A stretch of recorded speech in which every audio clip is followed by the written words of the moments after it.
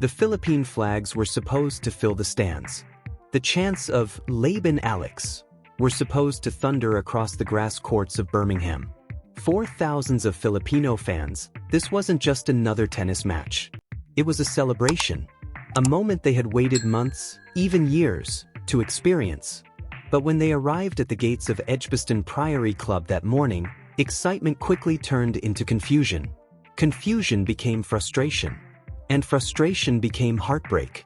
No one could have predicted what was about to unfold. Just 24 hours earlier, the atmosphere had been electric. Alexandra Eala, the pride of the Philippines and the tournament's top seed, had delivered a dominant performance in her opening match. She dismantled her opponent with the confidence of a player who knew she belonged among the elite. Every winner she struck was met with cheers from a crowd that seemed to contain more Philippine flags than British ones. After the victory, Eala stood on court smiling. Looking around at the sea of supporters, she appeared genuinely overwhelmed. "Thank you so much," she told them. Her voice carried warmth and gratitude. "I didn't expect so many Filipinos to be here. See you tomorrow." Those simple words would mean everything, because thousands of fans took them as a promise. The next day became more than a tennis match. It became a pilgrimage. Filipino families woke before sunrise. Some traveled from London. Others drove from Manchester, Liverpool, Cardiff, and Glasgow.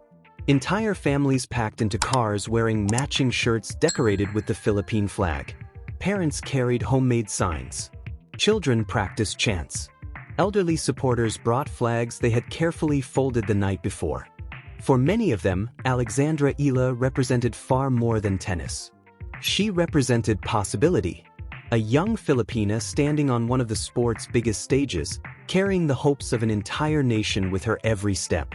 Some fans had never seen her play in person before. Others had followed every match since her junior days. A few had traveled thousands of miles from the Philippines specifically for this tournament. The cost didn't matter. The distance didn't matter. They wanted to witness history. What they didn't know was that history was already waiting for them. Just not the kind anyone expected. As the morning progressed, crowds began gathering outside Edgbaston Priory Club. At first, everything seemed normal. Long lines stretched from the entrance. Fans chatted excitedly. Vendors sold refreshments. Children posed for photos. The atmosphere felt festive. Then something changed. The lines stopped moving. Minutes passed. Then more minutes. The gates remained closed. People exchanged confused looks. Questions started spreading through the crowd. What was happening? Why wasn't anyone entering? Soon security guards appeared. Their expressions were serious. Their message was simple. The venue had reached capacity. No additional spectators would be allowed inside. At first, many believed it was a misunderstanding. After all, they had tickets. Some had purchased them weeks in advance. Others had spent significant amounts of money to secure seats specifically for Eala's matches. Surely there had been some mistake. There had to be. But the answers never changed. The venue was full. No entry. No exceptions. The realization hit like a wave. Families who had traveled for hours suddenly found themselves standing outside locked gates. Children who had dreamed of seeing their hero could only stare through fences. Parents tried to explain what was happening, but many didn't understand it themselves. One mother reportedly broke down in tears. She had promised her son they would finally watch Alexandra Eala together. Now she didn't know what to tell him. Nearby, an elderly couple sat quietly holding a Philippine flag between them. They had flown from Manila days earlier. This match was supposed to be the highlight of their trip. Instead, they found themselves stranded outside the very venue they had crossed continents to visit. As emotions intensified, frustration began spreading throughout the crowd. Many fans couldn't understand how this had happened. The tournament knew Alexandra Eala was competing. They knew she was the top seed. They knew her popularity had exploded over the previous year. Every tournament she entered attracted larger crowds. Every victory brought new supporters. How had they not prepared? The questions kept coming. The answers never did. Security guards maintained their positions. Tournament officials remained largely invisible. And outside the gates, disappointment continued growing. Some supporters pleaded, others argued. Many simply sat down, exhausted and defeated. Yet despite everything, most remained respectful. They weren't demanding special treatment. They weren't asking for favors. They simply wanted what they had paid for. A chance to support their champion. Hours passed. The atmosphere grew heavier. Then the phones came out. Videos started appearing online. Clips of crying children. Frustrated parents. Fans holding tickets while being denied entry. The footage spread rapidly across social media. Within hours, thousands of people who weren't even in Birmingham knew something had gone terribly wrong. The story struck a nerve, especially in the Philippines. Comment sections exploded. Questions flooded social media. How could this happen? Why weren't ticket holders allowed inside? Who was responsible? And perhaps most importantly, did Alexandra Eala know? At that exact moment, the young star was completely focused on her match. Inside the stadium, she was engaged in a fierce battle. Her opponent was pushing her harder than anyone expected. Every point required maximum concentration. Every game felt like a war. The crowd inside witnessed a thrilling contest. The crowd outside could only listen from beyond the gates. Separated from the action by fences, security barriers, and circumstances no one could control. Yet they stayed. Many refused to leave. Not because they believed the gates would suddenly open, but because Alexandra Eala was still inside. And somehow, being close felt better than giving up. As the match continued, social media activity intensified. Videos amassed thousands of views. Then tens of thousands. Soon they reached hundreds of thousands. The story was no longer local. It was international. Journalists began asking questions. Tennis fans around the world took notice. And eventually, the news started making its way toward the one person everyone was talking about. Inside the stadium, Alexandra Eala was fighting for victory. Outside the stadium, her supporters were fighting disappointment. Neither side fully understood what the other was experiencing.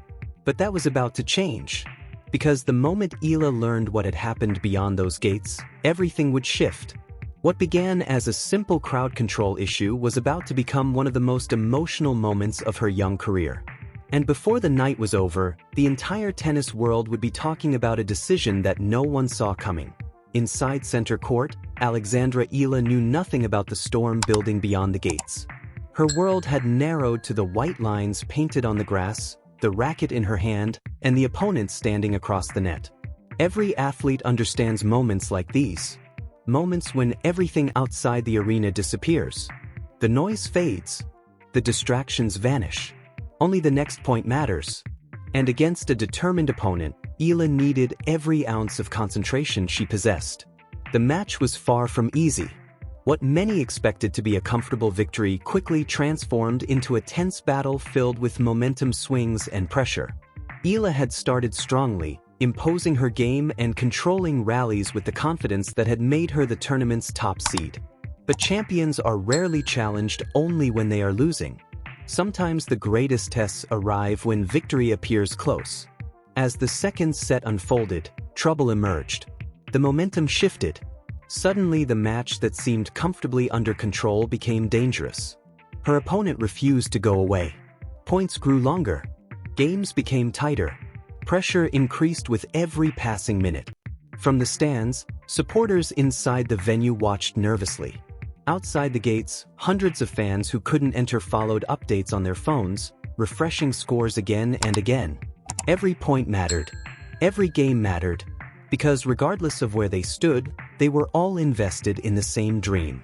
Watching Alexandra Eala continue her remarkable rise. The pressure continued building.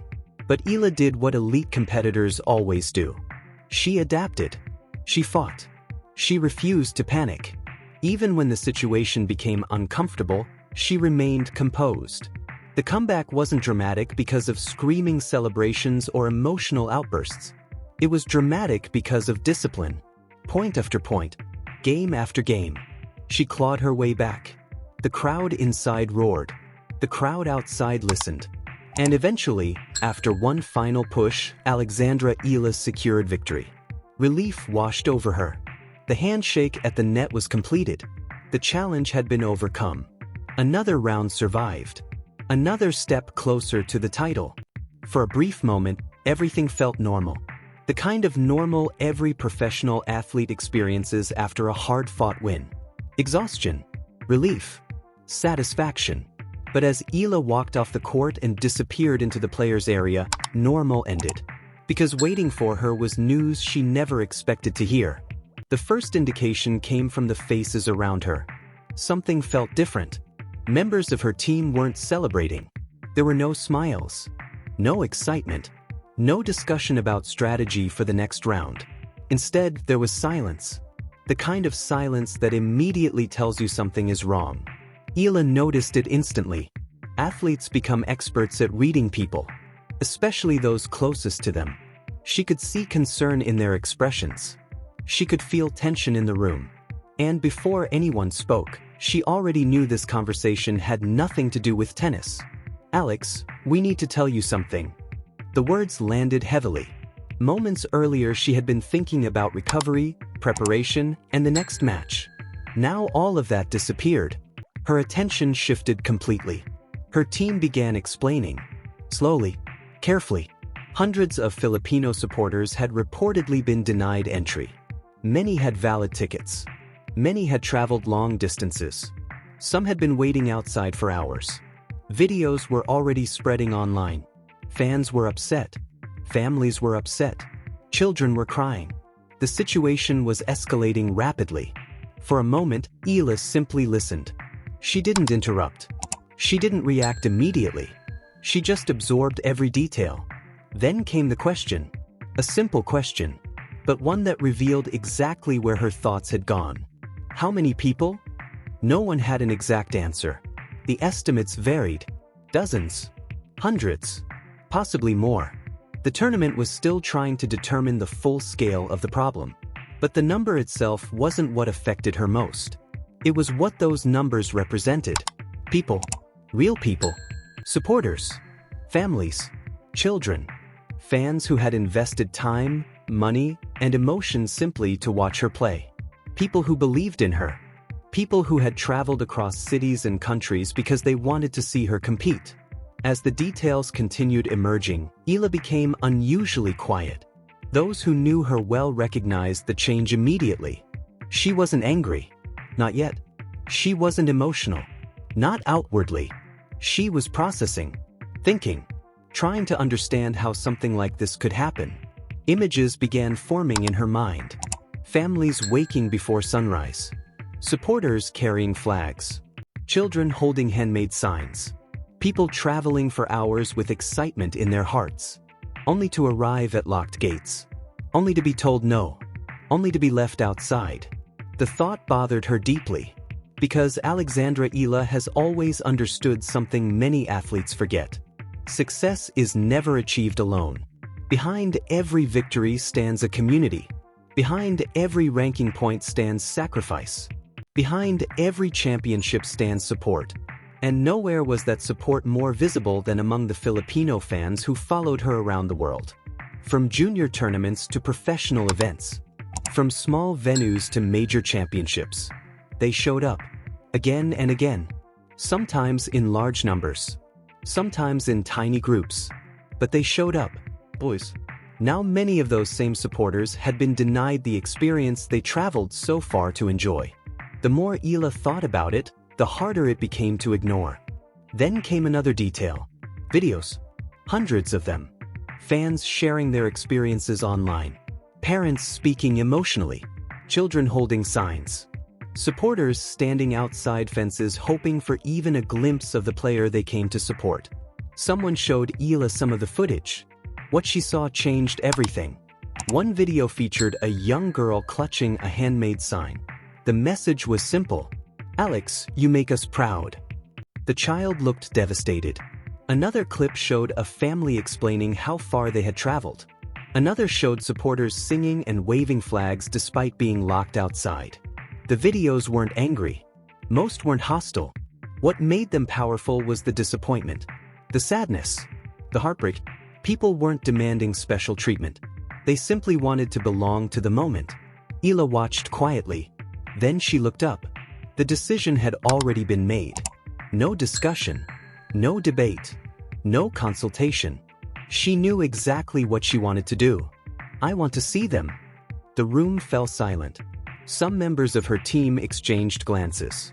Others immediately understood. The tournament was still active. Security concerns were already elevated. Crowds were emotional. The situation was complicated. But Eala wasn't thinking about logistics. She was thinking about people. People who had come for her. People who were still standing outside. People who deserved acknowledgement.